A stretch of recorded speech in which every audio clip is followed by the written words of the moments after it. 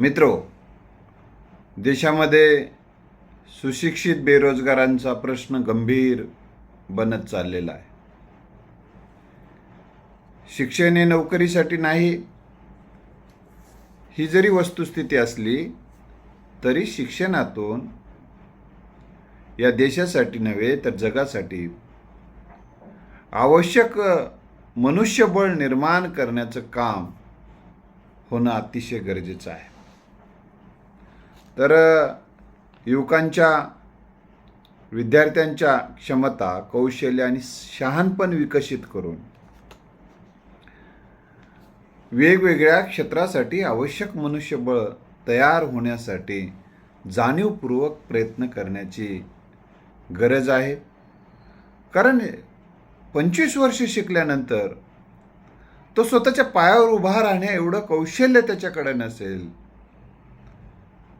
त्याला स्वतःच्या पोटाची खळगी भरण्यासाठी, स्वतःच्या पायावर उभं राहण्यासाठी हात पसरावे लागत असतील 25 वर्ष शिक्षण घेऊन, तर याचा आता पुनर्विचार करण्याची गरज आहे. मित्रो,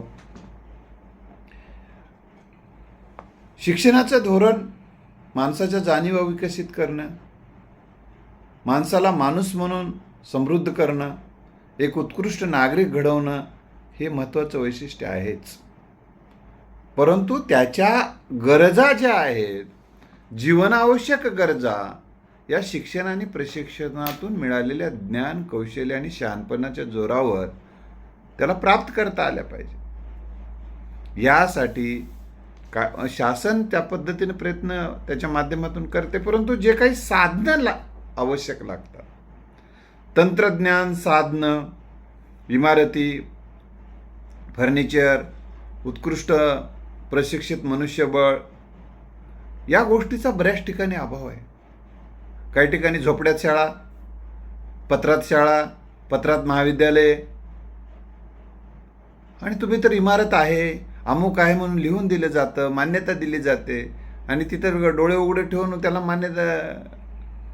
मान्यता देता तुम्ही का डोळे झाकून देता? तर शासनाने धोरण ठरवण्याची गरज आहे. ज्या तुम्ही, आणि ते संस्था चालकाच्या डोक्यावर खापर फोडून बसू नका, कारण त्यांच्याकडे पैसे नाही तर ते कुठून देणार, कुठलं इमारत उभी करणार आहेत ते? पत्रामध्ये अरे एका हॉलमध्ये 120, आता कंपल्सरी 120ची संख्या आहे समजा, त्याच्यामध्ये बसतच नाही तर 25-30 बसतात. असे अनेक ठिकाणी प्रकार आहे. 45 डिग्री सेल्सिअस तापमानामध्ये ते पोरं कसं शिक्षण घ्यावं, चौकडून पत्र असताना? बसायला नीट जागा नाही, काय नाही. असला प्रकार शासनाने बंद करणं गरजेचं आहे. आणि मग अशा ठिकाणाहून निर्माण होणारे तरुण सुशिक्षित बेरोजगारांच्या हातामध्ये कागद येते, त्यांचं काळीच घडलं जात नाही, त्यांचा हा कौशल्य विकसित होत नाही. आणि ही तरुण मंडळी मग जेव्हा काम मागते, आम्हाला हाताला काम द्या, शासन त्या पद्धतीनं काही प्रमाणात प्रयत्न करते. परंतु आता लक्षात ठेवा, काही योजना शासनाने जे सुरू केल्यात, आता आचारसंहिता असल्यामुळे मी कुठलं कोणाचं नाव घेणार नाही आणि कुठल्या बाबीचा फार चर्चा करणार नाही. परंतु मला एवढं सांगायचं आहे की काम देण्याची गरज आहे, काम काढून घेण्याची गरज नाही आहे. याचा विचार मी या देशाचे सन्माननीय पंतप्रधान साहेब, राष्ट्रपती महोदयांना पण विनंती करतोय की या देशातल्या तरुणांच्या डोळ्यातलं अश्रूंचं रूपांतर अग्नीत होऊ देऊ नका. आणि राजकारणामध्ये वेगवेगळे आश्वासनं द्यायचे. अरे सर्वसाधारणपणे असं म्हटलं जाते, कोणीतरी वाटीभर भाजी देतो म्हटलं तर माणूस वाट बघते. तुम्ही नोकऱ्या देतो म्हणता, अमुक देतो म्हणता, तमुक देतो म्हणता, मताच्या राजकारणासाठी तरुणांच्या आयुष्याची मातीमोल करू नका. तर त्यांच्या खोटे आश्वासनं देणं बंद करा. तर मी सन्माननीय सर्वोच्च न्यायालयाला पण विनंती करणार आहे, हे जेव्हा जाहीरनामे निघतील, जाहीरनामे प्रसिद्ध होतील, त्यांना प्रश्न आपण विचारा. पुन्हा त्यांनी आश्वासन दिले, लोकांच्या अपेक्षा भंग झाल्या, पुन्हा त्याच्यावर बंदी घालण्यापेक्षा चुकीचा निर्णय घेण्यापेक्षा अगोदरच एखादी योजना ते जेव्हा जाहीर करतात, तर याचा उत्पन्नाचा स्रोत काय, एकूण खर्च येणार काय, तुम्ही कोणत्या पद्धतीने येणार आहात. एकीकडे महागाई पण आम्ही वाढू देणार नाही म्हणायचं, आणि एकीकडे आम्ही एवढ्या योजनाही सुरू करतो म्हणायचं. हे वातावरण कुठल्याच पक्षाच्या माध्यमातून होऊ देऊ नये अशी माझी विनंती आहे. मी कुठल्याही एका पक्षावर बोलत नाही, नावसुद्धा घेत नाही. त्यामुळे कोणाच्याही आग लावून घेण्याची काही आवश्यकता नाही. तर मी मित्र तुम्हाला या निमित्तानं सांगतो की आश्वासनं देत असताना असेच आश्वासनं दिले पाहिजे की त्याची अंमलबजावणी झाली पाहिजे. आता काही शासनाने योजना सुरू केल्या, त्या बंद होत आहेत म्हणून तरुणांच्या मनामध्ये अस्वस्थता आहे. तर खरं तर आचारसंहितेच्या अगोदर घेतलेले सर्व निर्णय चालू राहणार असतील आणि काही 1-2 योजना जो आपण बंद करणार असू, तर याचा गांभीर्याने विचार व्हावा अशी तमाम महाराष्ट्रातील तरुण सुशिक्षित बेरोजगारांची मागणी आहे. मित्र, मला काही तरुण भेटले, काही फोनवरून बोलतात, सर ही योजना बंद होणार आहे म्हणे, ती योजना बंद होणार आहे, असं होणार आहे, तसं होणार आहे. मी त्यांना एकच विनंती करतोय, तुम्ही शांत राहा. सध्या आता आचारसंहिता चालू असताना शासनाला काही निर्णय घेता येत नसतात. शासन एक 40 दिवसाच्या आतच कोणतं सरकार आहे ते मी सांगणार नाही, मला काही सांगता येणार नाही त्या संदर्भामध्ये. तर आपल्याला एवढंच सांगेल की आता शासनाकडे संघटित पद्धतीनं आपल्याला आचारसंहिता झाल्यानंतरच या संदर्भामध्ये पाठपुरावा करता येईल. तूर्त तरी या संदर्भामध्ये शासनही काही धोरणात्मक निर्णय सध्या घेऊ शकत नसते. ही गोष्ट आपण कोणी काही जरी सांगितलं तरी ही सत्यता आपण लक्षात घेणं गरजेचं आहे.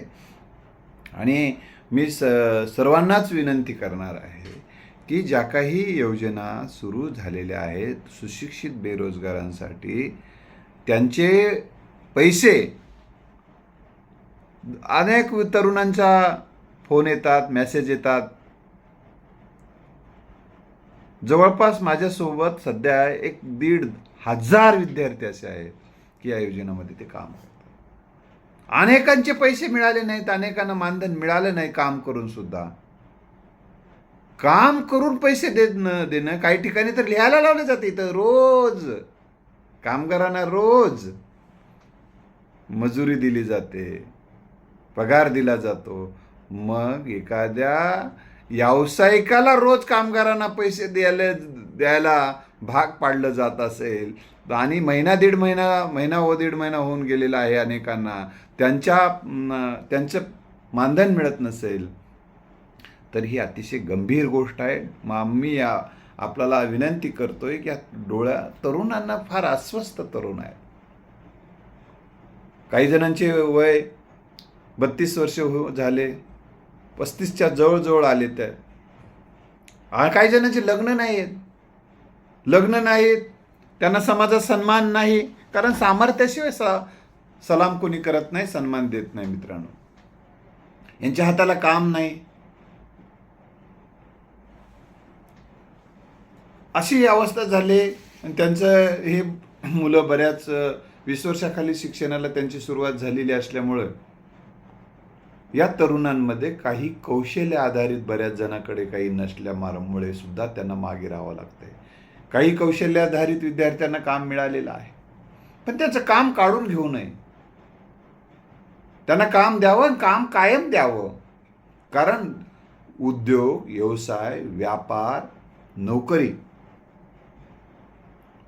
स्वयंरोजगार या माध्यमातून माणूस आपल्या दैनंदिन जीवनाच्या गरजा भागवण्याचा मार्ग शोधत असते. आणि हे मार्ग साठी सपोर्ट करणं जसं प्रशासनाचं कर्तव्य आहे, तसं समाजातील ज्यांच्याकडे काही आहे देण्यासारखं त्यांचंही कर्तव्य आहे. त्यांनी देखील केवळ स्वतःचीच तुंबडी भरून न घेता समाजाच्या ह्या तरुणांसाठी सपोर्टिंग सिस्टीम विकसित करण्याची गरज आहे.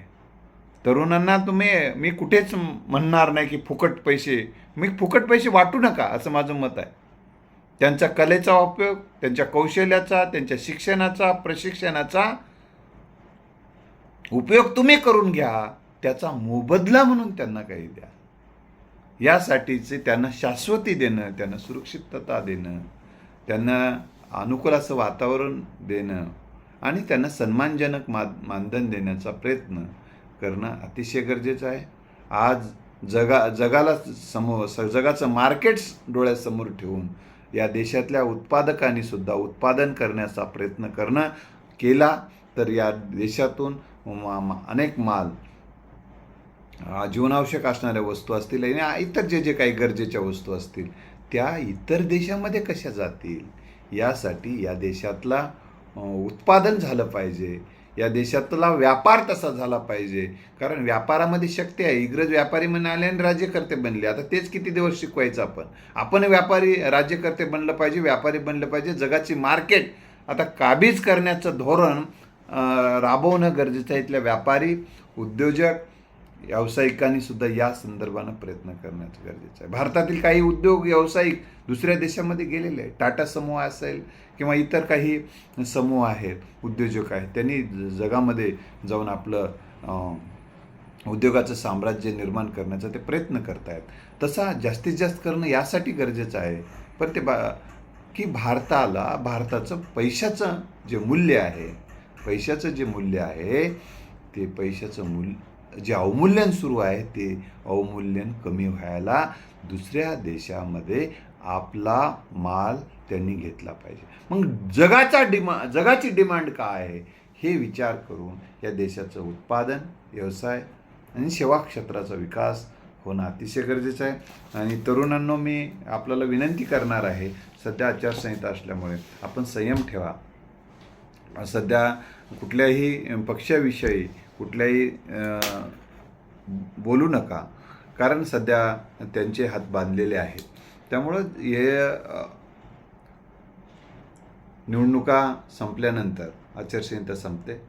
आचारसंहिता संपल्यानंतर या संदर्भामध्ये आपल्याला काय करता येईल आणि कशा पद्धतीने शासनाला विनंती करता येईल आणि शासनाला या सुशिक्षित बेरोजगारांना ज्या संदर्भात ज्या काही योजना सुरू आहेत त्या संदर्भाचं जे काही मानधन ज्यांचं आलं नसेल त्या मानधनाच्या संदर्भामध्ये पाठपुरावा करण्याची गरज आहे. मी माझ्या पद्धतीनं काही पाठपुरावा केलेला आहे, परंतु काही ठिकाणी मानधन तरुणांचं मिळते आहे, काही ठिकाणी मिळालेलं नाही आणि तो आता प्रशासकीय धोरणाचा भाग झालेला आहे. शासन सध्या फारसं काही करेल असं वाटत नाही, परंतु प्रशासनालाही विनंती आहे की जिथं काय कुठं अडलेलं असेल तर तरुणांना सहकार्य करावं अशी आपल्याला विनंती आहे. धन्यवाद.